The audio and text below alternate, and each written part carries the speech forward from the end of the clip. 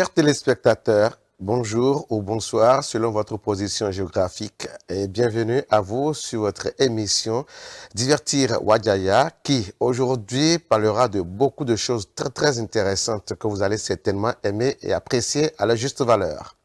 Mon nom c'est Robert Fabiyi alias Aloba Dur Adomond Afon Djorota Damadota Bamikolo Wa Egbe Wa Miton Divertir Wadjaya Di L'Hospital TV Miton Di Ide mi kotungbon Divertir Wadjaya nous wa boulele mi no se gbon menu mi ba wa jije nu kiko mi no kwe mi tan egbe lo bono ponse do dide ekroko yin gbon tegbe o rubrique le de na gonte to me gbere pon clé de vie et de fine egbe astuce et na gbere pon découverte et si ha gbere pon aro to bibo et lomo et de maintenant de chez nous forcé ko yin da yi o cho mi na wa vivons nous une question flash dibo question mi hendo nu egbe o mi na so fre no vi mi ton we lebo de mogbon et andogbon bonu meleru achovla vodio et na mo egbe o klikli 40 te wenjana ajonanu queen falon podo prince Thibaut egbe o klikli 40 te wenjana mi no menadu question flash egbe.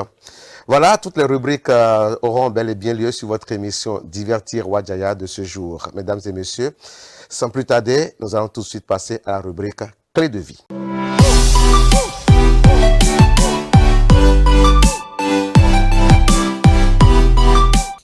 Voilà, bienvenue sur votre rubrique Clé de vie qui aujourd'hui porte pour titre Femme, courage, l'enfant viendra. Nyonou, boado, vio, enawa. Oui, mais on de gagne l'homme. Aïe, nyonou, le beaucoup d'assaut. Si vous êtes bandit, ndé do nyen do howe ton sakon. Si vous êtes bandit, vide karo ndé gbaro hoto sa. Mais karakpato e vlavo hoto e pa. Alo me do kate twele do madon dea. Asu e to madon dea, si madon dea. Vi pe kame bo pe gome. E di kaka bo on judo hokwa vlavo de. Bo anodo avinu. Anodo lenkpome. Oui mais nyonwe do asiko men kontome on. Renu asutu eton leo. E na je gome nu pepepe. Akli bo to asu vi mi ton kai da hwea. E do fine bo ndunu asu vi mi ton ekpom. A yon yanu gboma don we do a concrètement vio enawa toi qui es la risée de ta belle famille des gens du quartier tu as épousé ton mari ça fait des années mais jamais rien ne casse rien dans ta chambre dans ta maison jamais il n'y a pas de pleurs d'enfants dans ton foyer tu es dans des soucis graves tu ne fais que penser à cela tu es passé partout pour avoir un enfant mais tu ne l'as pas eu. Je voudrais te dire ce matin, je voudrais te dire ce soir, je ne connais pas ta position géographique actuelle, mais c'est te dire, courage femme, l'enfant viendra.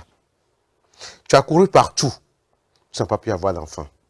Je voudrais te dire que c'est seul Dieu qui donne l'enfant. Ma kede en envie. À la tréquence de mon frère ou bien golo, bio redeme. Bode di, de ma we dame et qu'on dame de nino, fi mandio. Et des souhaits de rotome. Mi digba, mo we don. Multipliez-vous. Mo we dosi. Ba ni o weo, wa mana mo fi ojia. Edi ma don we. Doni gbo we. We nu azevi didi khodo a me bang. Ana mo fi ojia. Quand ça devient ton problème quotidien, tout ce à quoi tu penses chaque jour, si ce n'est que ça, laisse-moi te dire, l'enfant ne viendra pas. On ne force pas pour avoir d'enfant. On ne force pas pour accoucher, pour tomber enceinte ou pour accoucher. L'enfant vient de la manière la plus naturelle possible. Je voudrais que tu t'effaces cela de ta tête. Dessine ta main. Ndovia. Mando nous pouvons venir ici. Et des fois, au point Abraham, et pour Sarah Bobo, qui n'a bien de fidoa. Mais la hoko dit ainsi. Accompagné par Nando, bonne do et nawayon. Vionawa Jawe. Doa kpagbe ma oton ebe doro mi propoji edie oui mais kade ko kaka boko akokpo do asuhosa bo fi mate de me ma di kesi obo azore do fine dan ma vo avo ezida sinwe ba zoye ma vo avo ezida sinwe o no ama ide me desu bo enu blabla me desu bo bi akron to azote azomia ara gbo apa no azoye ne o do Azoine no ma uzonwe yo. E do tanda bo na no vina no hoto sa. Azoine vlavo ya kuno gbedo to ezonwe yo. E bia do vina no akpato do vina si ado tagba no vlavo utu, vlavo mi do me. Amon kadi do me jire me de no hwe me de do todo mi edin, hwe me rasi ko mon koto me gan holo me. Na bia do me jire me de jo avido. Jo le pondo. Bot no me lo po gede ewe no nanu bi. Me lo po gede ewe no zenu bi da sin me. Me lo po gede bonu ena kheso hoya gbeto lo mo ka so hoya. Zia ito jono ma vo avobo. Doa compris pas beau. Gamemako idouene. Tu n'es pas encore en retard. Prends l'exemple de Abraham et de Sarah. À quel âge cette vieille dame a pu avoir un enfant? Écoutez, vous qui êtes dans une situation pareille, vous qui pleurez parce que vous n'avez pas d'enfant, aujourd'hui, laissez-moi vous dire, il n'est jamais trop tard. Quel âge as-tu? Tu n'as pas encore 90 ans. Tu n'as pas encore 100 ans. Pourquoi te plains-tu? Tout est possible à celui qui croit. Aie la foi en ce qu'un jour, tu auras un enfant. Aie la foi en ce qu'un jour, un enfant pleurera dans ta chambre, dans ta maison. C'est chaque fois quand c'est chaque fois quand tu t'enlises dans ces souffrances, chaque fois que tu ne fais que penser à cela, d'abord, personnellement, ta vie n'acceptera pas d'enfant. Il faut comprendre que dans la vie, il faut savoir ignorer des choses pour que les choses viennent aussi naturellement possibles. Si psychologiquement, tu te fais une pression, je dois avoir d'enfants, je dois d'enfants, tu ne tomberas jamais enceinte. Ma chère, ma soeur, vous, femmes qui m'écoutez aujourd'hui, sachez que c'est dans le naturel que tout vient à point. À niveau. Quand me kodindo ya, amado we kan ekone, amado we kan togbane, amado we kan we kone, nous po, nous bigba porote jenwe, nous apro bigbo je jenwe, pour la so we jenwe, finawa. Oui mais nyonu, de vlavo violent, le wa surtout ite ko le kohota bo mo vie, le kohota ba belen pon ndeko blea. Et mon cas po gege, mais mon situation po gege, bon, surtout e vlavo e do ko kohota. Bon, e divide kohota be a hwan le no me ho e ro hosa. Mais le tuma aussi gamea. Mais le bukatu allié no gboma no gboma no wa no me. Dieu, il est insondable. Il y a plein d'exemples dans cette vie où des femmes n'ont pas d'enfants. Le mari ont été au dehors et ont eu d'enfants. Et ça a ouvert la porte à celle qui est à l'intérieur. Bon, l'autre aussi à l'intérieur. Mais quand même, la première, c'est parce que la deuxième a eu d'enfants que la première aussi a ouvert les vannes pour avoir d'enfants. Je ne dis pas que c'est forcément cela, mais ça peut arriver aussi. Mais si tu es dans le cas où ton mari a fait d'enfants dehors et que jusque-là tu n'en as pas, rassure-toi, sois ferme. Il n'est jamais trop tard. Il n'est jamais trop tard. Les voies de Dieu sont insondables. Courage, femme. Courage. L'enfant viendra. Nyonou, doit comprendre quoi? Odeji, fio. Enawa, bekorote, bigbaporote yo, ndeko gloa. Bena chen mikaka. Mais sous son dassi, bovobi, mi doit dire de l'air comme un boulot, comme un des amis ou un boulot. Awaji jeme, comme un we. Nous de bien pour le torio, et non wade. Mais ma cajo de do, mais ma jono blabla do, de nine dans mes jeme. Akuna sort dans mes de jeme. Akuna yik be alok pa me de jeme. Courage une fois encore, femme. L'enfant viendra. Cheswena ovi Sarah, Anna, enansiwa wegbere pot dan. Accompagné point nando boyendo, enawayon tranquille. Un enfant, les pommes jorote, et warouganwe, awa cambion de Jésus, motimbawea, accompagné point nando boyendo, enawayon. Un enfant. Voilà, deuxième rubrique, nous irons tout droit vers mes chers amis pour la rubrique astuces et la rubrique découverte, pourquoi pas la rubrique Allo Toubib pour finir avec la rubrique de chez nous. Je m'en vais les rejoindre donc comme à l'accoutumée, comme d'habitude. Ils sont là. Tes cahiers de leçons, merci beaucoup. Ça va. Oh, Fallon. Ça va. Ça va.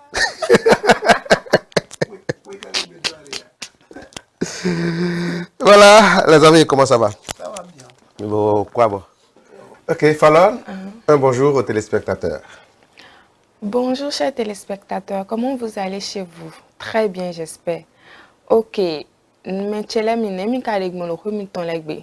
Mi fon dagbe ya. Egbe o na dogbe nu na ganche. Maman sheki na se do pa ou do abobo gbon ton kon. Ah. Auto. Voilà, je suis profité pour nous nous mettre des tralao, mettre des noms comme les biches. Mais nous sommes dans l'obadu, moi télé, moi style anti-vidi, nous devons essayer de me dire nous quand vivons dans télé, Prince Fabi, Sarah Fabi, Audrey Fabi, Steven Fabi, Ange Fabi, na on rokboa, quand on t'a tiré des bouts, faut tirer des bois. Na ati vivre là, quand on mine là moi, na ma prince, on doit essayer de pe ku fitidia, mon roman pe. Na doit essayer de we, maman Martine, en avion, on doit essayer de mine moi. On doit essayer de ayatavi quand même nous, Fitorine, Fabi fitidia, on doit essayer de vous dessous. Maman j'ai mon, maman Soso, oui dire, et on connaît dans détail là, à Djian Ibolo filé. Donc on vit dans ni blo nous comment on peut nous connaît et superviser ce miton. Ah, elle a merci beaucoup. Merci. Voilà Thibaut. Alors bah King nemi fongo no mi. Et là bien. Speed de la NTV si yera me ponto so mi non le BCC. Bona de na chenu mi. Mi ole a wi wa mi ton diverti wa jaya ti. Ni lo na dogbe no beto me jome. E do lobo sun passing to ho me. Lo taji o monsieur Justin Togbe. Et pour doit se faire ton pot le héros cantenéon oui ton bio oui au bio et là il y a au moins cinquantaine parce que c'est une maison familiale c'est ça donc vie pe vie le ouais à biro mais il pensait à c'est à dans le télé mais il pensait à C'est on nous c'est le bout et que le tâche si bientôt 10 ans au gars de venir pour bon à ce point temps et non plus maniement donc tout le bureau et na mo me de bon ay me rio bravo c'est bravo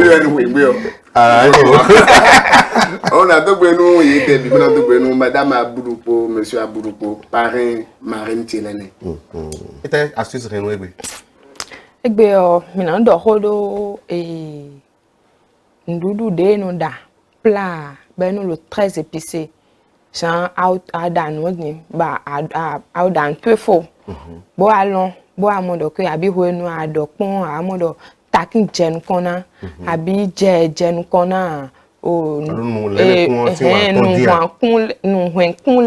soupo de median c'est pas encore tard à rien avoir rattrapé plat oui Kandi comment ça ah c'est pomme de terre bona pas pomme de terre oui bona jado oui pomme de terre et donc koro fumbe pomme de terre et je me maté à ce point et donc c'est la forme pomme de terre mais bien tout ou ah c'est pomme de terre oui bona pas and the flawless in bona jan to do wi bona zedo ndulu to de how long me and all that oji am how dan ndulu to before ban long bona zedo come ti ma ze pomme de terre de apa fun ajado wi bona zedo ndulu to mona dan bona no te pede ti bona servi pomme de terre no yi honhon si épice e no yi honhon si épice ole si takin we aje we a voilà ndulu de do ale jo nsun nsunu dirait mais encore épice aussi moi qu'on va dire par exemple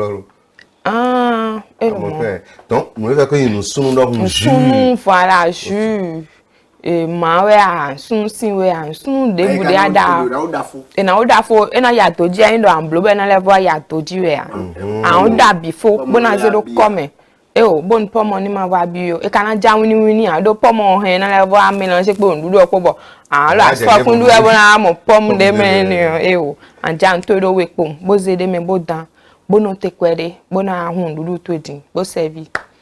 Ok, voilà. Donc si je comprends bien, lorsque la sauce, je dirais la sauce très épicée, il y a eu assez de piment supplémentaire, ou c'est salé, trop salé, ou le lin l'odeur du lait est dépassée. Wow.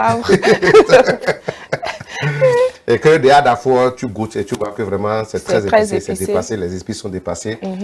Tu finis normalement de préparer. C'est pas que tu vas mettre les pommes de terre dessus en même temps. Non. Tu ne t'inquiètes pas, tu finis normalement de préparer. Quand tu finis de préparer, tu soulèves ta casserole du feu. Voilà. Maintenant tu vas chercher les pommes de terre. Il y a 2 pommes de terre, il y a importé et importé. Non, peu importe. N'importe. Peu importe. D'accord. Tu Donc tu les épulches Voilà. et tu coupes ça en 2. Combien de morceaux de pommes de terre à peu près? Non, tu prends juste un morceau. Juste un oui, pomme de terre. Juste un morceau, ça que tu suffit. épulches, tu divises en 2 et tu déposes ça dans la sauce, tu remues avec et tu laisses. Voilà. Combien de minutes à peu près? Bon, pas plus. 2 minutes, 3 minutes, ça va. Hein. Ok. Oui. Mais on ne remet plus la casserole au feu. Non. On ne La pomme de remet. terre crue comme ça, tu la laves, tu la mets dans la sauce, tu remets et tu refermes Voilà. le couvercle.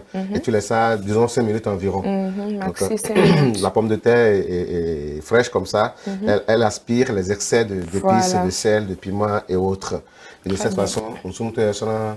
L'eau épicée, normal. Merci aussi. Oh, baba, le point.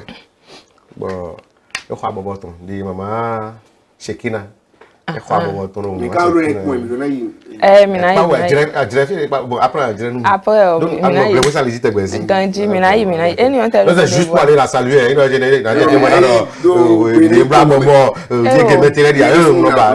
C'est une corruption. Ministre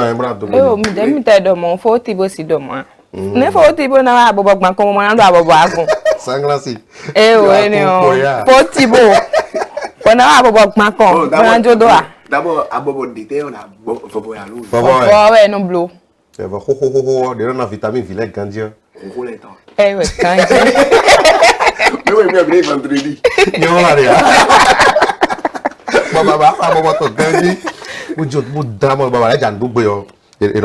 Vrai.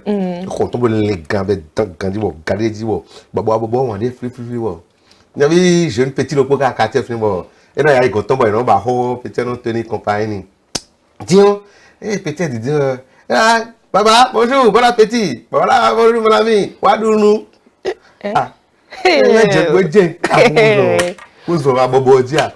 Et non avant mais toi bobo dou. Mais là tu viens petit oui ha bon. Baba kakana kanguru po ino kanguru. Kakana kanguru po ina kanguru. E do wadu no tomi tome. Do mu eno do. La famille. Et non mais bien là nous quand wadu non mais bien là eh oui mais bien en to comme aussi nous kunta ouais ba fún ele de gbon Any invité mi bon mi a togbeni. Voilà. Nous allons tout de suite faire un tour au service commercial. Rubrique découverte. Merci beaucoup. Speedline TV désormais très proche de vous. Pour vos réalisations et diffusion de spots publicitaires, publics reportages, couverture médiatique, émissions, communiquées, avec Speedline TV, c'est presque gratuit. Vous avez des meilleurs prix. Pour tous vos produits et services, nous vous offrons des espaces publicitaires à travers nos émissions, nos feuilletons et séries. Profitez de notre période promotionnelle pour atteindre vos clients partout sur le territoire national, partout en Afrique et dans le monde entier. Avec Speedline TV, votre visibilité est assurée. Speedline TV est situé à Akpapa, au téléphone 99 00 84 49. Speedline TV, votre télé. Voilà. Après le tour au service commercial, nous allons. Je rappelle que si vous nous suivez et que vous avez des produits à promouvoir, vous avez votre entreprise et vous voulez lui donner de la visibilité.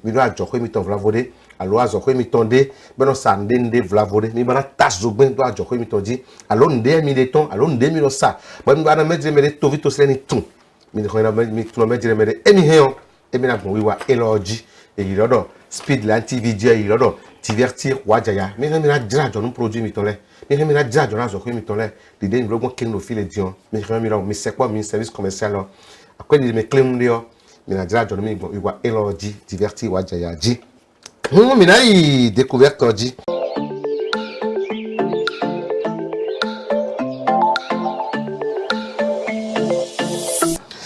Voilà, aujourd'hui sur la rubrique découverte, nous sommes allés faire une découverte pour vous. Vous qui avez vos boutiques, vos maisons, vos chambres, il y a tellement de bandits autour dans le quartier où là où vous avez loué une boutique, il y a tellement de bandits qui volent vos trucs, qui viennent défoncer vos portes. Voilà une découverte que nous venons de faire pour vous. C'est un cadenas spécial. Un cadenas muni de système d'alarme. Dans nos boutiques, tout le monde dit, alors quelqu'un tu bah il y a eu au quartier alors boutique tu as eu au fin de bois bon voilà justement bah à Jordan nous déjà au quartier et dit à la tête de cadenas il faut cadenas faire il faut cadenas depuis alors il faut qu'on nous met alors et non écrit que au vitre personnel nous bon les bon c'est la technique que nous vous donnons pour que vous sachiez prendre vos dispositions grillage de nos grandir fenêtre nous m'a mis béré pour grillage faire en faire des nombres mais t'es comme le fenêtre nous parce que je tolère you know zéclic des nombres remonter montona bon grillage ma fine bon faire ma fine bon pêcher ya you know zé donc no do quand il est c'était ama nous et blo vitre pas vitre non là et nous ablo gan analyser dans les et nous zéden bon cliquer bon gan no kaka bon vent. Bon, nous voulons dire, et nous afflé vitre là, mon là, à lui de notre champ de la mort, et nous afflé à lui le bon des vitres aussi. On a bien remis dit nous. Donc, il m'a très rencontré le DA. Et non, faux, non faux. Bon, on a rencontré coup d'eau. Donc, tu as pensé que nous avons mis compte bien en tel vidéo, en fait, nous avons nous bon. Voilà. Non, merci. A dit même et des nako we le ko e obi ho me ho me. Le kakabo de adna gbo me. Barreau. Tu ouais, nos écrits demain. Bon, les kakabero et non voit bi ba de monter moi bon bien. Donc, mesures sécuritaires, nous comptons milo vide fenêtre miton ben vitre non là. Mettez bloc gant, de non traverse là. Mais attends on bloc gant, de non zino dormir au corota. Alors khome. Et là le khome non là gandi, c'est beaucoup plus sécurisé. Et sinon antina nous comptons. Avant we go nous mitole boutique mitole, quelqu'un mitole vla voir. Cadenas de déni et des mesures éclairées. Cadenas, c'est un cadenas muni de système alarme anti-vol. Donc, cadenas, nous, à Zedo, on te dit, bon, nous, il est sec, bon, dans l'autre, nous, il a forcé, on va bouger, pévillon, cadenas, nous, pas alarme. Il est touché, mon tour, voilà, cadenas dit. Et comment ça se passe? Vous avez votre boutique, vous voulez la sécuriser. Essayez de trouver, de vous procurer de ce cadenas. C'est un cadenas anti-vol, muni de système d'alarme. Il suffit juste de la placer sur votre porte au moindre bruit. Ça va commencer par crier. Comment ça se passe? Voilà, à moi, pile dit. Elle a dit, pile ou à boulot. Cadenas pile et nos ans. Ok. Pile et nos ans, alarme et nos d'accord. Donc, pile et nos rois. Mais nous, tu nous dis, c'est un indien. Dans tout le monde. On se place puis là et beaucoup d'autres à des bois très simple comme bonjour des à un cadenas pile que de l'homme dit mais là on pile secours voilà OK ah bon azede me dit et dans sens à moi nous on aller de filer ah bon nous azé quoi qu'on regarder nous on a fait à réunion et le problème à rien sous non 15 me bois ma balou à mon beto fin bois ma donc c'est à rien sous simple à mon a ba même système à la moment azé les points à la lile OK. C'est-à-dire que c'est pire, on va dire à la mon bien. Ah bon, il y a des pires mon con. C'est bon, en sous tout.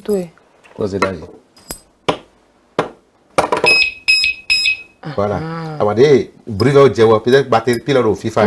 Bruits au dieu, peut-être. Voilà. C'est très bien. Bien, nous comptons bien, nous n'avons pas d'oué. Donc, nous mettons pour trop et nous d'accord. Donc, ça repulse, ça chasse les bandits. Et ça, c'est donc là où on sait quoi. Parce que les gens qui ont des gens qui ont à quoi il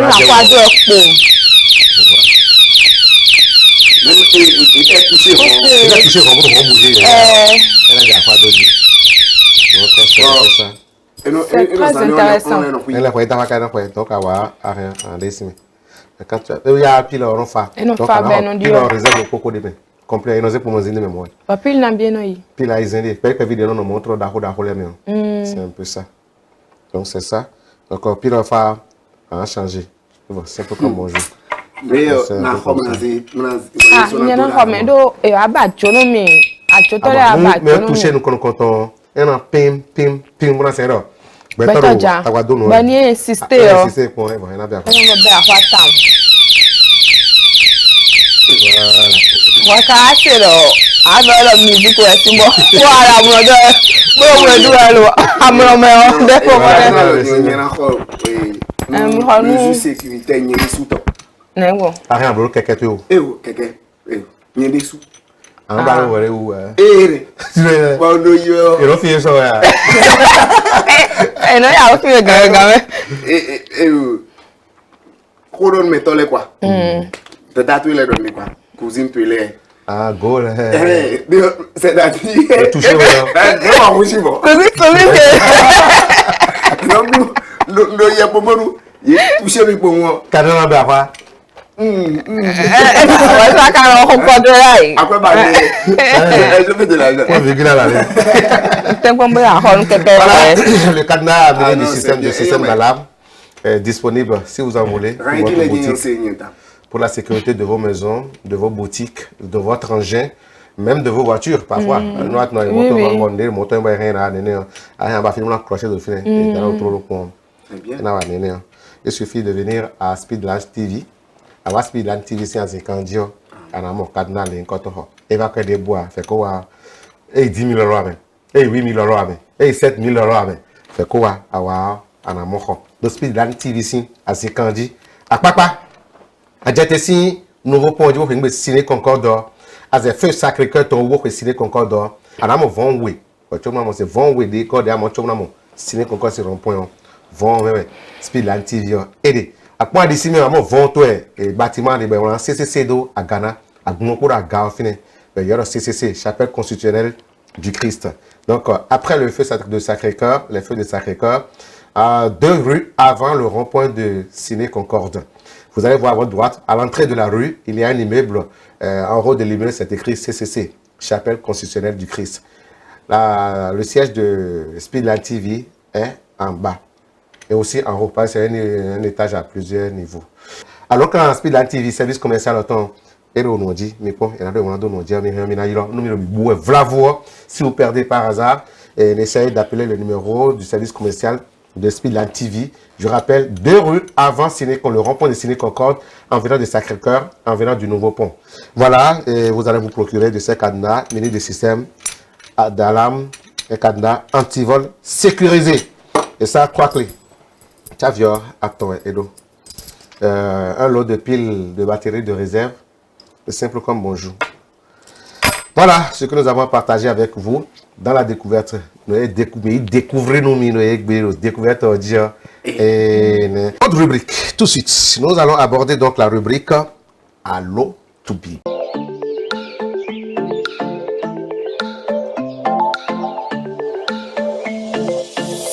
Voilà,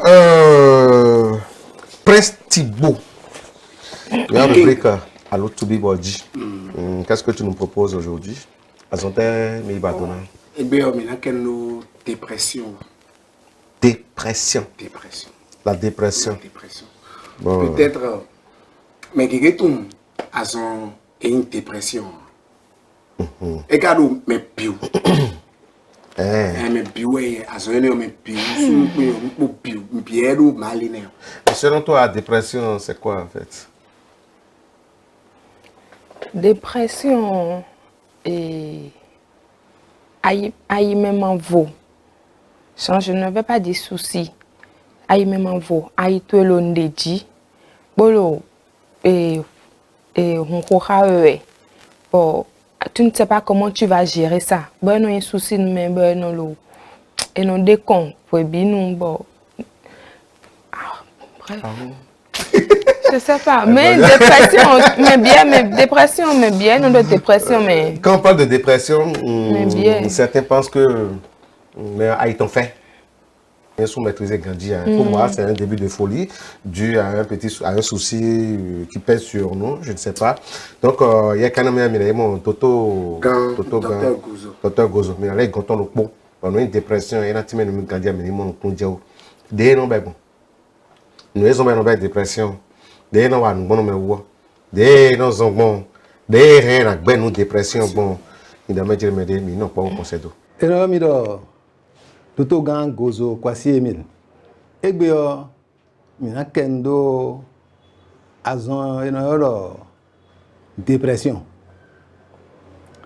Et mi a timé mi ici do ayi maison ouais. Ni konzon ouais. Neno wa meji bon. Et ayi gbeto aduna tun do gbe mi on ejiro trele le boya aduna tun do edodo bodokpo bono don nueno yodo découragement wa gbeza meton me c'est-à-dire iso do aiha iso do jidire do gbe owuro mi on sin aiha me gbe on so si yo gbero nde a gbeton wa huzu tofo e sono mo gbe so mo nde na e de su ni no meton o e si ze o e wa sin bi o e do hodo we o e do kono si dale jibo do hodo we do ni po ko fla ndudo so hoton e na dali sa so ni hoton nle we o e ni po yen no de we binu akaron tun le ba gbe fi o tun lo jide de aja gbe fi o aya vi un donc avi o ko inu sindo adalu bebe o e don ko no ya na konu sama mo kunu je no e do e de o bona konu ayi me ho mo jen le de o ne bi ona hlewe ya lo pa de yin o adun ayi do yi mo bo tun lo e gbe o mi do me mi bi o e do me ma ko inu tento we ya ado yi o ma una se me do bo le na de sin do me na ba de sin me ba na bo yaga ana le ba fon bi to jen lo gbe o johan de yan no ko da du si bo no ko la mi o e no do bo wa je fina je o me de le no yi gbe o de yo yan yen na yan ko dandan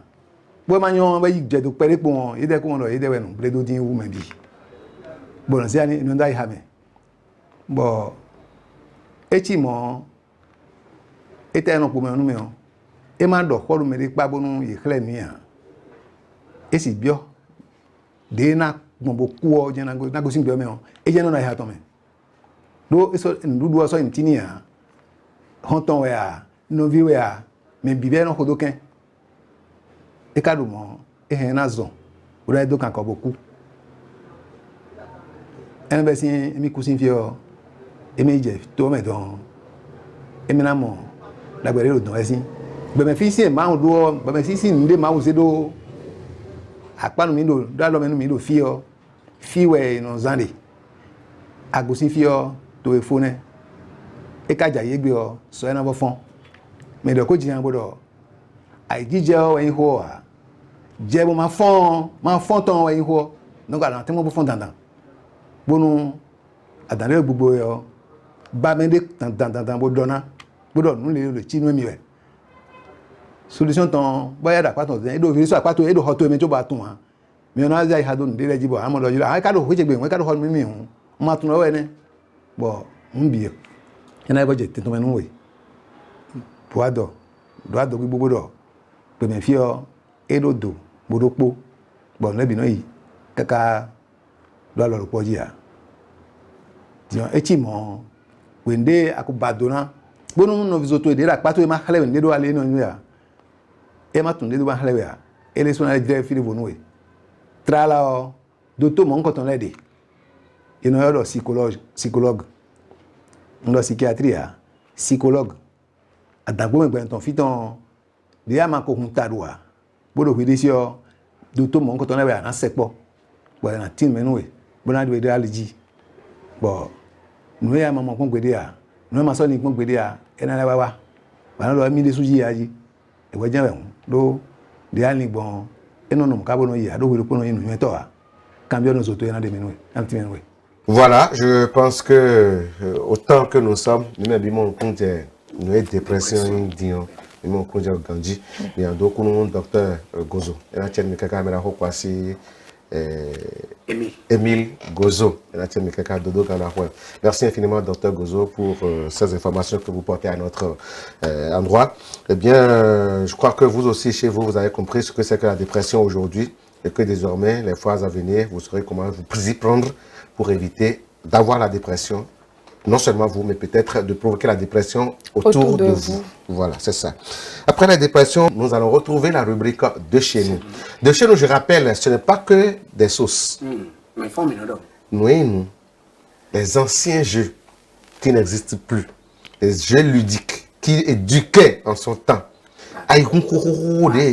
Pato, petit jouet. Miro, plus clair, faire. Panto,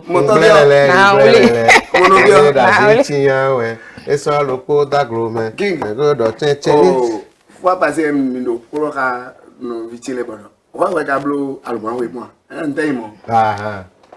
Des sous 2, 3. Mais il y a des problèmes. Ben non les quand. Bonjour monsieur. Bonjour madame. Non les non bon mais il y a quand Kabu. Bou. Abotete. Bah.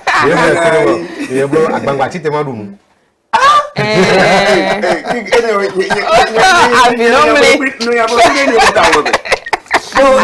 Alors les guinou. Alors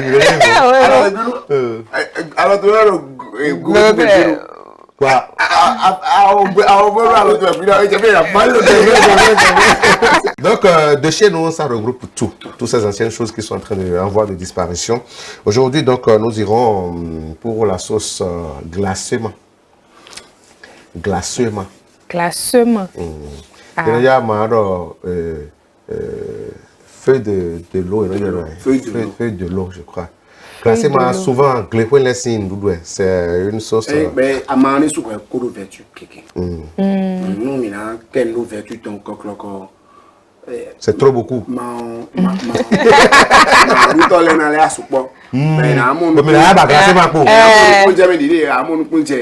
Bâtiment ou dans Pobo. Et bon, tout à l'heure. Mais son biométrie, non, pas maintenant. Glacement est revêtu. Donc, dès nous la glacement, bon, et doit l'automne au boulot. C'est-à-dire, il y a une technique, on mais qui tout là, mais égbio, il y a zéchle, il y a pont. Maman Divinia, maman de pour me pour dans mon coton. Maman Divina, merci beaucoup. Madame Yasmine, alors les ma fille fière si elle revenu ma fille fière si. D'ailleurs fière si glacé ma bonne bon venu. D'ailleurs fière si moi bon. Non, c'est formidable. Suivez plutôt s'il vous plaît. Suivez. Egbe mi wa na jino mi ton do pogon do godome sin khala sin salame.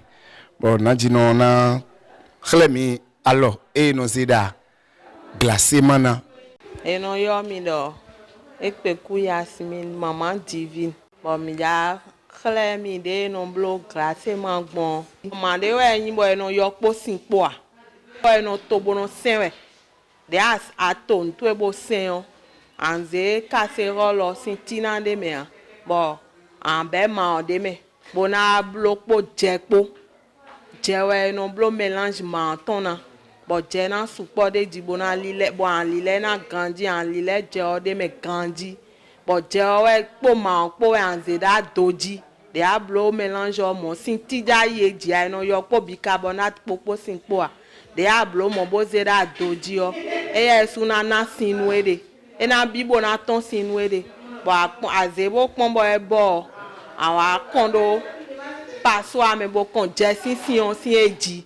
Bona consindo bona ze kondo nu me bona consindo jiton bo si ena no si meta ndo je o utu je no 0 si o me a o yo gudo cho na 0 si me bo ena no si me gandi bo wa huzu do paso a me bona blo mélange nsunu oton bona konde me e ka jadi dagbe o ena do je nsunu ande ablo mélange o bi bona da ma we na yi me we bon do pombo na modo je wedo a de je o de nu emi enyo we cho na do mi na do je sino a do je sunu me bo konde me we sin veje anko dabi bona komande me diablo mélange to yo an dabi de mais gege ka otunde no blon sun si gbon e no mo timati lilio an li mélange timati tue bona mo wevi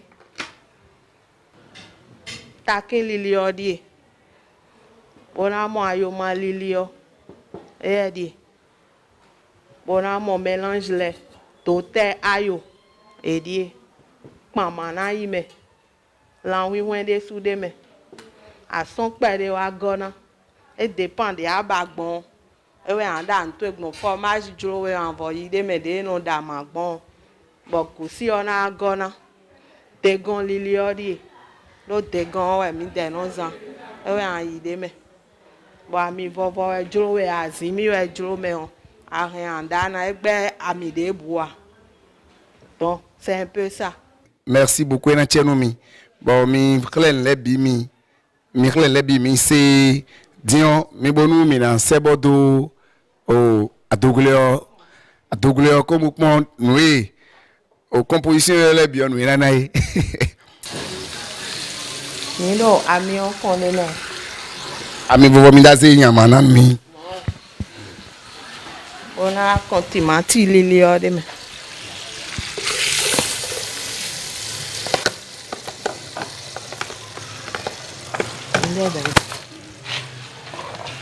mi a chondo ba na bi tere we cho mi na yi nde po le de dion mi na yi nde po le de me timati o bi pere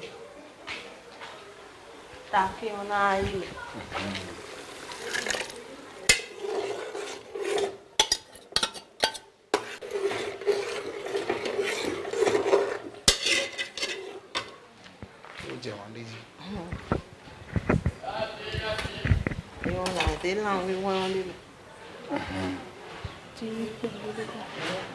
ami wa ime jenu kan bo bi pere bo mi a kan takin de me bo kan ayo ma de me bo a kan bo ye pisle de me to te ayo e we mi yi de me din bo na ze lan hwehwe de me le maka yin wa nu lan hwehwe a e he na da nton po afintin po do afintin le su he na yi me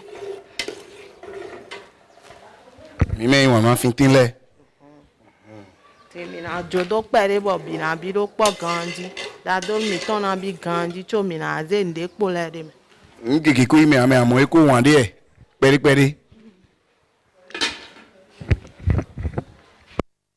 dion mi wa tapu we go bo na be pama de me bo na bi po da do nu opo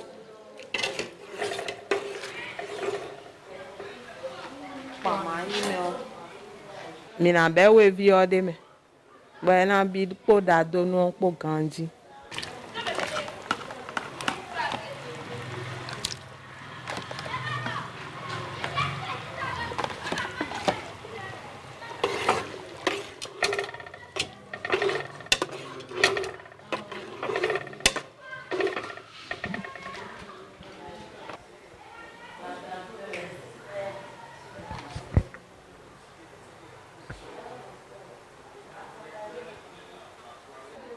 a son die e wa mi ja be de meti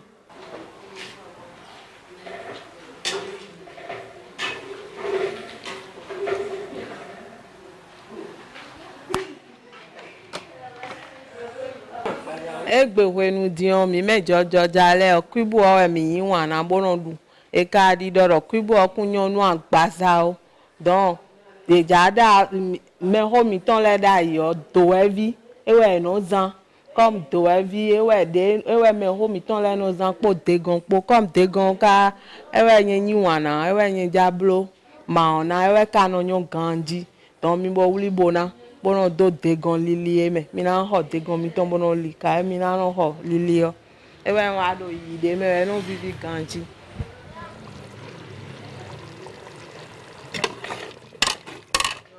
na na sin pere bo na do blow no ene ganji e na tulo pere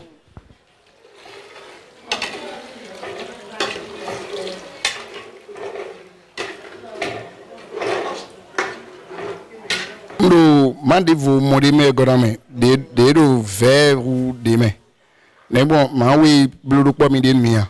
Mais do ye non do ama vive pede me. Bon non do vivi bon na saveur grandi bo ama vive si no ene on de sous non tonde me bon non yon grandi. Ama vive di e wa yin de bleu mi den e. Dans étape ma tonde mi na bede me di bon nous di da mi tonde au vivant noir.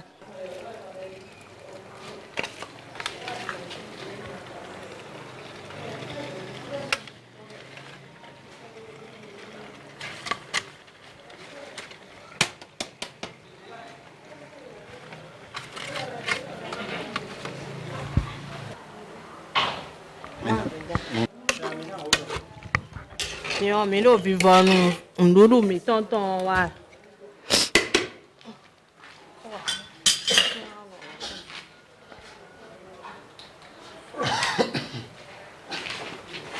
Donc, bata qui on bede mi de. Bata qui on quoi, yo, ma on ko bona, brodo.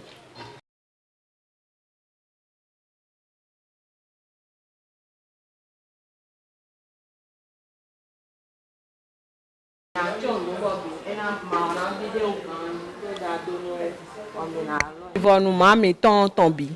Donc, mais na lile lo podi. Bon, il faut mi da ma fone. On a do pon ye. Mais on mi an do ma pon si. Ma ya me. Yo, eta vo.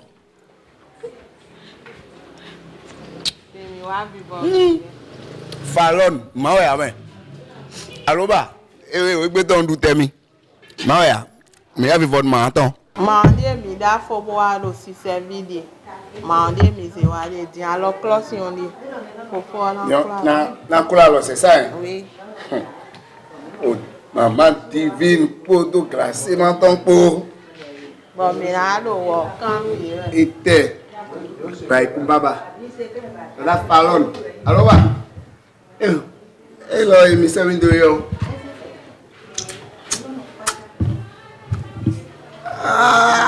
Yo lo prononcie, oh, faux gens. 12 mi-temps en Deux adultes. Na boube, bien.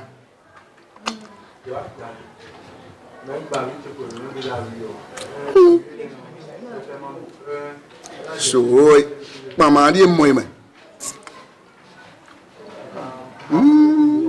Voilà, j'espère que vous avez pris bonne note. Tiens, mais derrière sous l'eau, et on gagné des boissons et tout le monde. Bon, là, il faut à nous y aller. Là, il tourne là. Et on tourne là. Bon, mais il m'a tourne là, ouais. Mais ma clé, alors, à ce tourne là. Maman, là, jeune fille, là, jeune dame, là, alors, des noms de glace, ma bon, et les éclairs midine. Nego. À moi aussi. Queen. Nego. On parle pas pour me croire l'on mimo. Aniu. Aniawa. Non, mais bon, pas ovationner pour applaudir pour. Et tu me mets non comme Bouloubi. Il y a le pronom. C'est que j'ai prié Dieu. Agbaye pour baba. Mon a eu bon alors alimentaire bien au zoo. Ni ma ado gramek bere. Ah, no jete. Ndo je préféré. Ma divine a merci. Elle a so biaro pour so pour dire mi. Ah. Elle a tieni. On y avait qui la même dit bien. À la carte, au tinton. Eh bon, mais to gbe nu bon. Mi no ko ye la. Non, moi il glen ben bon. Dans cela si tu es grand mais oui, et mi no copine ko. Non. Moi j'ai des cousines. En pagaille, do cousine là. Moi mais c'est pas à moi coup draw. Maman ko ego we. Voilà, c'est la pagaille ici, c'est la blague, c'est l'abusement. Nous m'a dit nous non bon fiore. On dit non. Ok, nous arrivons donc au terme de votre émission Divertir Wadjawea de ce soir. Mesdames et messieurs, nous allons nous séparer pour se retrouver, hein, pas pour toujours, pour se retrouver. Mais avant, je crois que nous allons à la rubrique Questions flash. Concentration totale.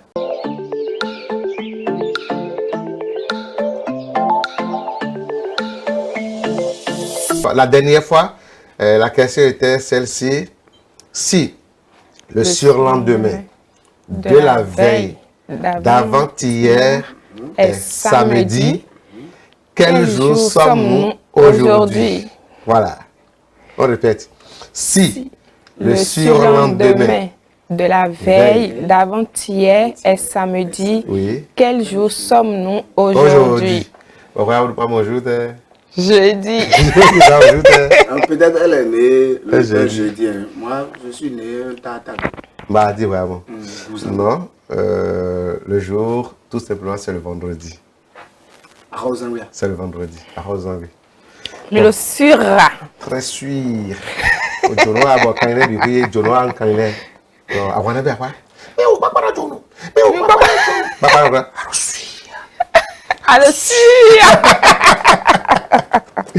Nous très sûr, dans mes Domidi. Si on a un peu le temps de la prochaine fois, la blotte démonstration, nous c'est le vendredi. Dès le vendredi, nous voilà, de chez vous, vous pouvez déjà essayer de voir pourquoi c'est vendredi. Donc, vous prenez le samedi, avant-hier, de la veille, d'avant-hier, vous verrez que c'est vendredi. Donc, focalisez-vous sur le vendredi. Et si vous avez bonne mémoire, vous réfléchissez bien ou amenez vos enfants à côté de vous. Essayez, vous allez voir que c'est le vendredi. Si le surlendemain de la veille d'avant-hier est samedi, quel jour sommes-nous aujourd'hui? C'est le vendredi. Eh bien, concentration. Bon. Non, clic 40 euros. Et à quoi on négocie? Et on est concentré. C'est bien. Nos amis. On est concentré. Voilà. Tenez, t'es dit, t'es à Egbefou, il y avait des tout focus, j'ai tout film. Ok. 10 millions, ça fait combien de zéros? 10 millions. Ça fait combien de zéros? T'es venu 7. Tu vois, ils ont 10 millions. Attends, réfléchis pas. 1 million, c'est ouais, c'est vrai. Mais non, non, zéro de quoi qu'on a eu. Donc, c'est pourquoi 10 millions. Attends, 1 million. Non, c'est parce que tout le monde est au babou. Effectivement, 10 millions, ça fait 7-0. Fallon, Queen Fallon. 1 milliard, ça fait combien de zéros? 1 milliard, ça fait combien de zéros? 10 secondes. Bon, après, d'accord, 1 milliard, ça fait combien de zéros? 9-0. Ah, félicitations. Écoute, tous, Attention! C'est bon. On met bien le cul à l'ouest. Non, mais là, qui regarde là-bas, cul 40 minutes. Mais le coup, on prenait 40 ans. Pourquoi me poser question pour vous?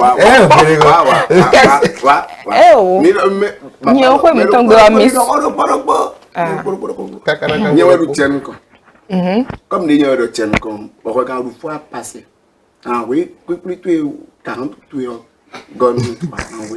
esprit de partage des boulots dans la main. Des boulots dans la main. Question, oui. C'est prévu pour vous aujourd'hui. Bon, mais là, vu qu'à nos réponses, en question, c'est avec 40 clics. Taquine en plus, hein. Le taquine à gagner en chessing. D'accord. Dès on doit côté ton. Ah, on gagne, mais. Gagne, et on peut gagner quoi? Il faut des temps de trop. On parle là qu'on est Simon. Faut pas c'est beau. Abla, mais c'est quoi abla bloc tegbe? Et bah bien abla bloc tegbe abla kaba plateau différent. Mais abla non les micro faire beaucoup na bido afo. Donc 40 clics ça 20 ici, 20 là, point virgule à la ligne. Voilà, mesdames et messieurs, pour le compte de ce jour, nous vous disons sincèrement merci d'avoir suivi de bout en bout votre émission Divertir Wadjaya.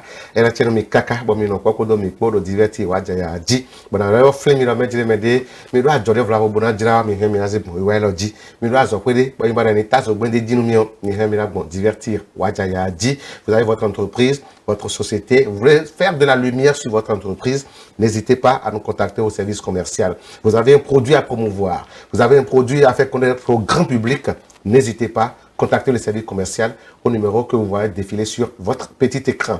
Voilà pour le compte de ce jour, on vous dit sincèrement merci. Merci à l'Éternel qui nous a permis d'être là, afin que nous puissions encore être là la prochaine fois pour rester ensemble avec vous. Robert Fabi, à l'Obadur, on m'appelle, Adamon, Dafon, Djorta, Damadota. Quino. Fallon. Au revoir. Prince Thibaut. Ciao, ciao. À la prochaine. Bisous là-bas. Bisous. Pablo.